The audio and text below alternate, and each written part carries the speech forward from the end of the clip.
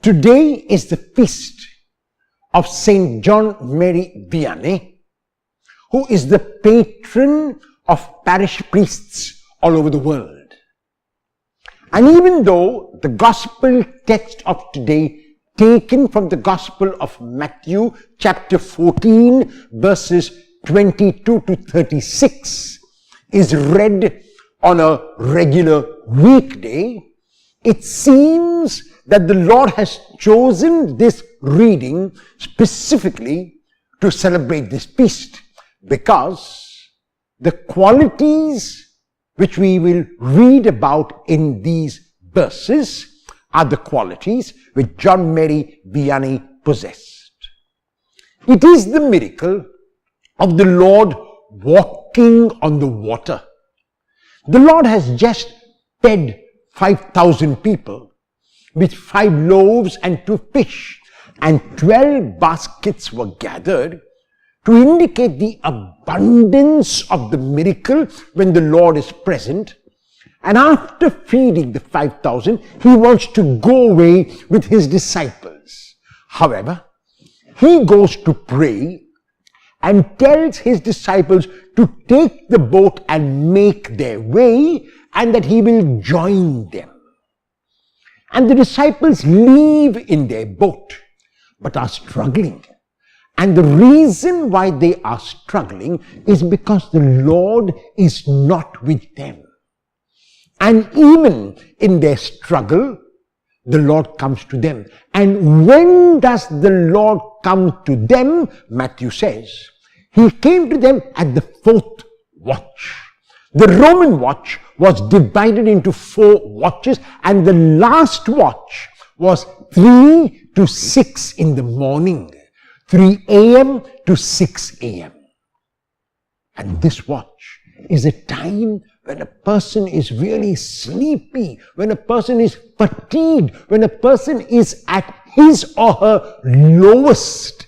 So by mentioning that it was the 4th watch, what Matthew is saying is that it was a time when the disciples were at their lowest, when they were on the verge of giving up, because they were making no progress whatever. And even as the Lord comes walking on the water in this hour of the disciples' anguish, he says to them, using the name which God uses, ego eimi, tharsaite ego eimi, meun phobieste, which means in English, courage, tharsei, courage. Ego eimi, I am, meun phobieste. There should be no phobia, no fear. These 3 points are linked to each other. That a person can be courageous even at the lowest point in his or her life, because the Lord is present, ego eimi. And when the Lord is present, there is fearlessness, meun phobieste, no phobia, no fear. These are qualities which might summarize the life of John Mary Vianney. John Mary Vianney is known for sitting for hours in the confessional, and through the confessional giving solace, giving courage, giving fearlessness to the people who came to him. And even though many mistakenly think that he was a very, very simple man, that is not true. He was an intellectual, he was learned, he was a man who could debate and discuss, he was wise. Despite his learning, however, despite his intellectuality, however, what John Vianney also was, he was humble. He was humble like a child, and that is why he could come across as simple to those who came to him. Those who came to him despondent.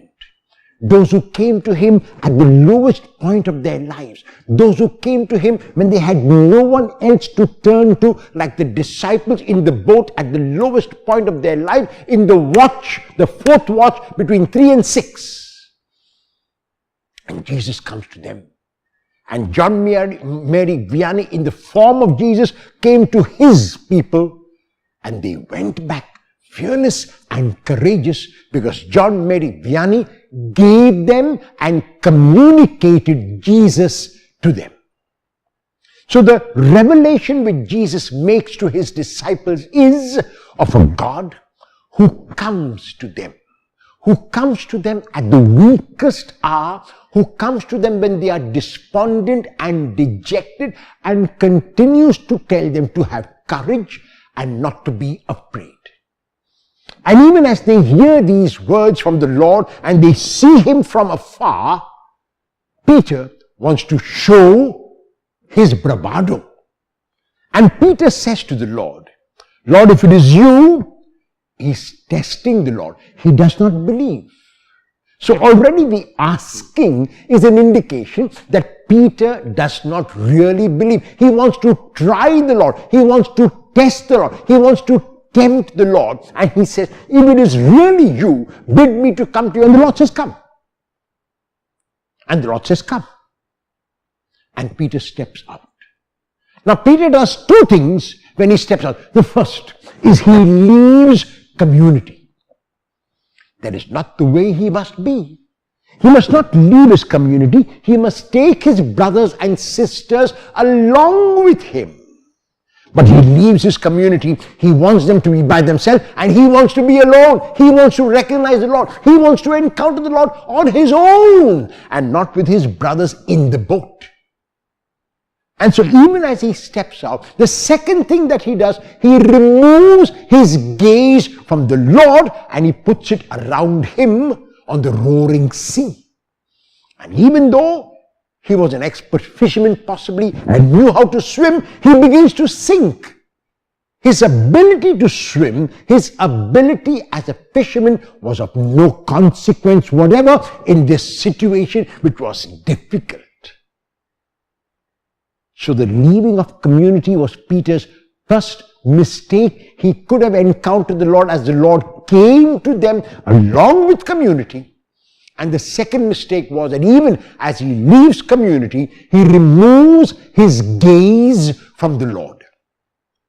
The Lord has to reach out his hand because the Lord is ego eimi, I am. The Lord reaches out his hand and pulls Peter up. John Mary Vianney, on the other hand, was a man who went to the Lord along with his congregation. As a matter of fact, he led the congregation to the Lord through the life that he lived. And the one thing that he never did, he never removed his gaze from the Lord. The Lord was always in his sights. And the Lord was always the center of his life. And that is why he could lead the people to the Lord. And so we are invited to realize that at those times in our lives, when we are challenged, at those times in our lives when we are at our lowest, at those times in our lives when we are despondent and tempted to give in to despair and lose hope, the Lord comes to us walking on the roaring sea, walking even as the waves threaten to lash into the boats of our lives, and says, Tharsaite, courage, ego eimi, meiun phobieste. Courage, I am, do not be afraid. Will we, like Peter, tempt the Lord? Or will we believe that it is the Lord who comes to us as Emmanuel, God with us? A very happy feast of Saint John Mary Vianney, and very specially to all the priests in the world.